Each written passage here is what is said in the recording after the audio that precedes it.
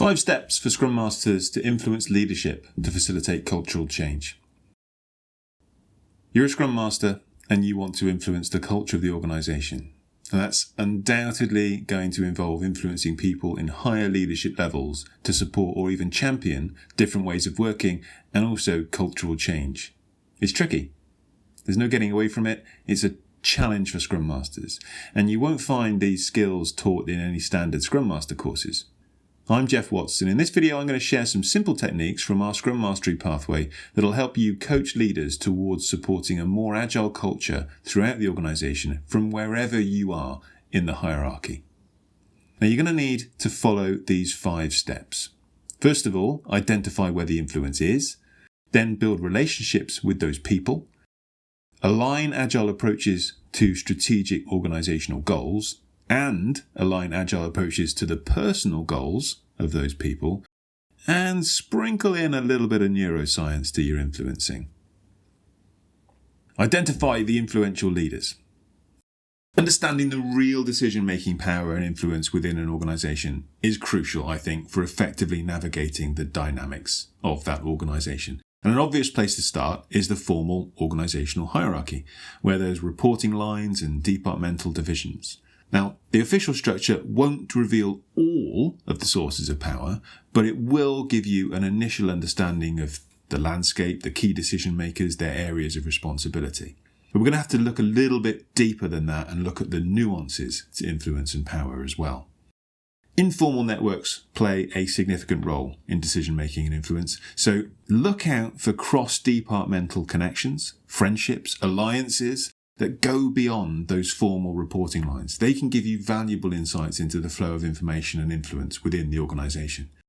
Pay attention to how information is shared and who's involved in important conversations.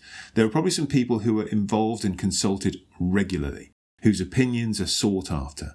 These people often sway decisions, so that can help you pinpoint those influential people who might not hold formal authority. Because a lot of people can significantly impact decision-making and culture, even without formal authority. They might be subject matter experts, they might just be highly respected employees or charismatic individuals with really strong interpersonal skills. Identify them and you can understand where the real power lies. You could look back at the outcomes of previous decisions, previous projects, identify who was involved and look for patterns in the decision-making, and the recurring individuals who consistently seem to be involved in driving or influencing the outcomes. You could look and talk to other people who've been in the organisation for a longer time than you. They might have different insights into the dynamics of power and the influential individuals within the organisation. Have a look at who receives recognition, who gets rewarded within the organisation, both formally and informally, because that can give you clues about who holds the power and influence, as well as the values that drive decision-making. And we'll come back to that again later on in more detail. If you have the opportunity, attend company events, social gatherings, where you can observe interactions between people, because that can help you understand the relationships and the dynamics that influence decision-making within the organisation. These are just some techniques that will help you get a better understanding of where the decision-making power and influence lies within your organisation. And once you know who those people are, you can start to build relationships with them. Now, first thing I want to say about this is it's all too easy to look at the people in positions of power as people who are disconnected from the day-to-day, or people who make life harder for the real working people because of opaque decision-making or shifting strategies or changing priorities. In reality, though, I haven't met many leaders who deliberately want their people to suffer or fail. And actually, when we think about it, those leaders often have their own challenges that we're really not aware of. So my first tip is to build relationships with those people by empathizing with the difficult position that they're likely in. There's a good chance that they've got market-driven targets, for example. And there's a good chance they might worry about losing face by adopting a new way of working. So show genuine curiosity about their challenges. If you can, ask open-ended questions so that you get their real perspective, their real concerns. And through active listening, you'll be able to get some really valuable insights into their perspective and what benefits they might see from agile methods. And that's really key. We're going to come back to that later on as well. The point here really is to start building stronger and more collaborative relationships between you and the people in those positions of power and influence. And that can be tough, especially if you don't get to interact with these people on a regular basis. But there are a number of things that you can do to establish those connections and foster your relationships. I've already mentioned to try going to internal networking events so that you can interact with them in a more casual settings, allowing you to introduce yourself, start conversations. You could even reach out to them and explicitly ask for some time to learn from their experience or understand their perspectives. Try scheduling a brief informal meeting or a coffee chat so that you can discuss some shared interests and learn about their vision for the organisation and what they're trying to achieve. You could even try asking people to be your mentor or sponsor. You could identify some senior leaders who've got a similar passion for agile ways of working, which could provide you some really valuable insights, guidance, even advocacy in promoting your agile ideas within the organisation. Maybe something as simple as just creating awareness about the benefits of agile approaches. You could share your team's achievements, any lessons learned, and any good practices that you've picked up through any kind of internal communication channels that you've got, maybe some newsletters or intranet platforms.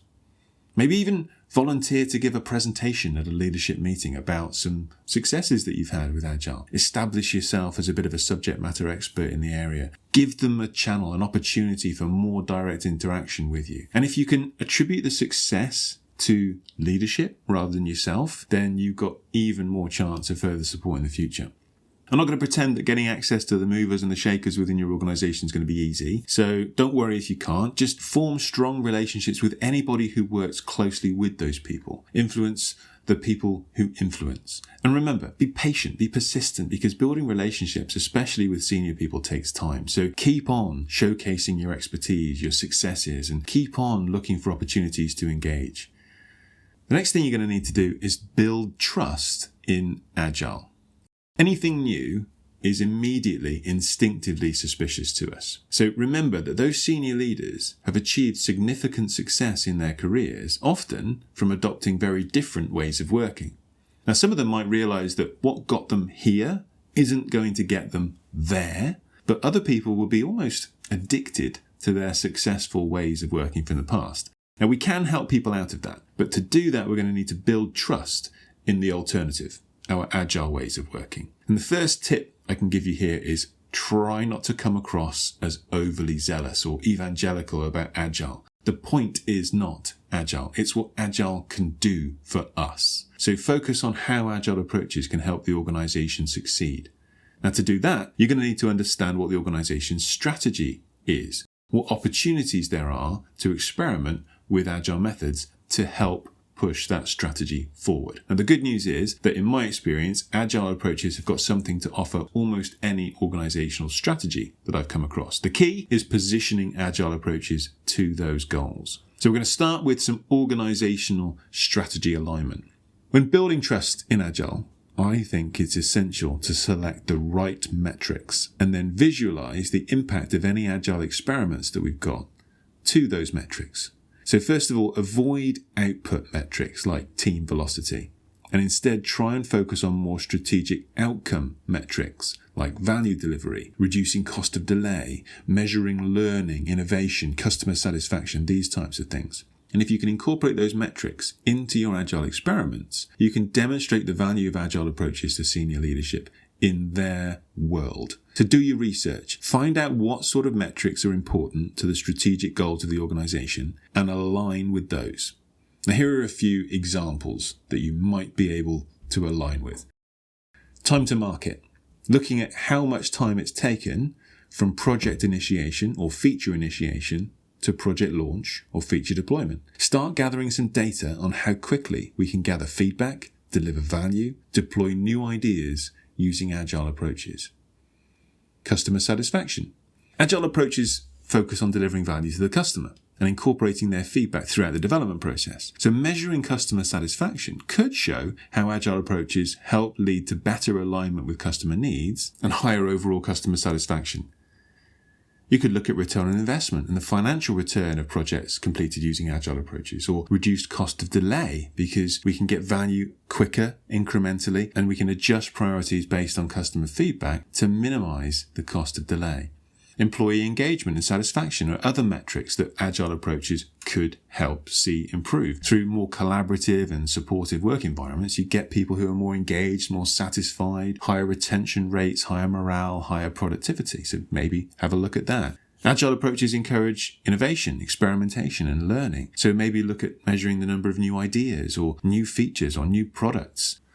You could look at the quality of the products or the features that we're delivering using agile ways of working and seeing whether delivering fewer things but to a higher definition of done could have a positive impact on things like defect rates or user issues or system stability.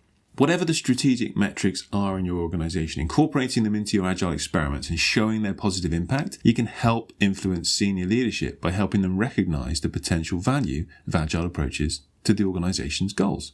Now, as well as our organizational strategic goals, all of the senior leaders that we've identified here have got personal goals. They've got personal drivers, and we can align with them and perhaps even amplify them if we help them see the benefits they have by supporting a more agile culture. So if we can identify those goals and drivers, and that could well be from just paying attention to the things that they get passionate about or have operational responsibility for, then we can connect them to agile principles and give them a real personal reason for championing agility.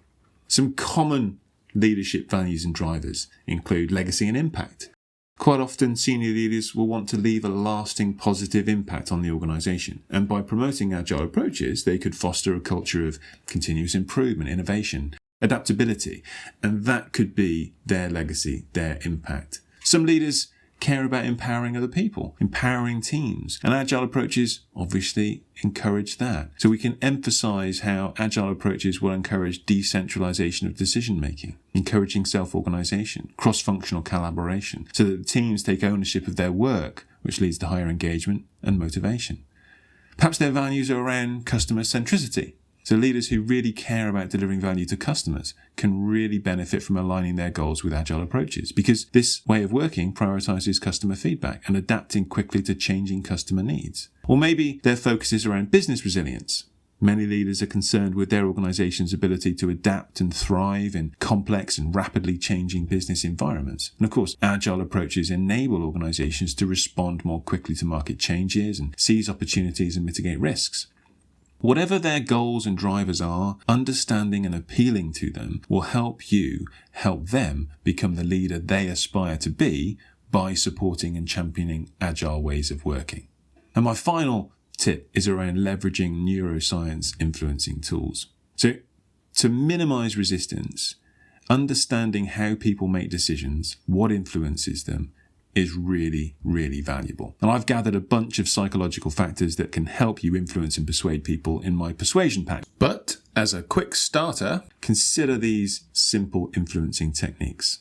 First of all, build rapport through sameness. We tend to like people who are like us. So increase your likability and influence factor by amplifying the areas and the values that you've got in common with the person or people you're trying to influence. You can leverage the power of storytelling. The human brain is hardwired to respond to stories. So share some compelling stories about the success of agile approaches. That way you can engage people emotionally and make them more receptive to your message. The more vivid the examples and the narratives, the better. Use social proof. We're hardwired to follow the behaviours of others, especially when we're unsure what to do. If other people have done it, it's less risky for us to do it. So share examples of other successful organisations or leaders who they might respect, who've adopted agile approaches, and emphasise the positive outcomes that they've got. Offer choice.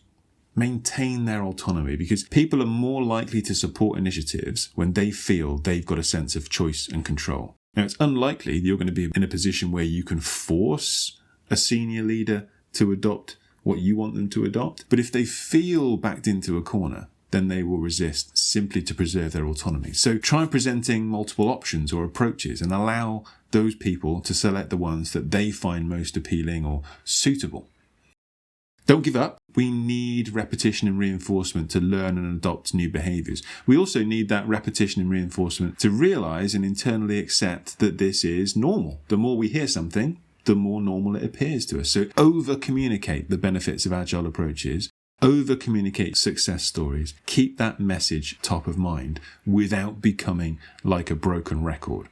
And the final neuroscience tip is to simplify complex information. we're more likely to engage with and remember information that's easy to understand. Just because they're more senior doesn't mean they like buzzwords more. So break down complex concepts into simple, digestible messages. Use visual aids if you can, analogies, metaphors to convey your ideas. So, to conclude, by building relationships with influential people, fostering trust in agile methods, aligning with the strategic goals of the organisation and the personal values and drivers of those influential people, while sprinkling in a little bit of neuroscientific influencing techniques, Scrum Masters can encourage cultural change at high levels of leadership for greater organisational agility. And remember, as a Scrum Master, your role is vital in promoting agile ways of working and fostering a more agile culture.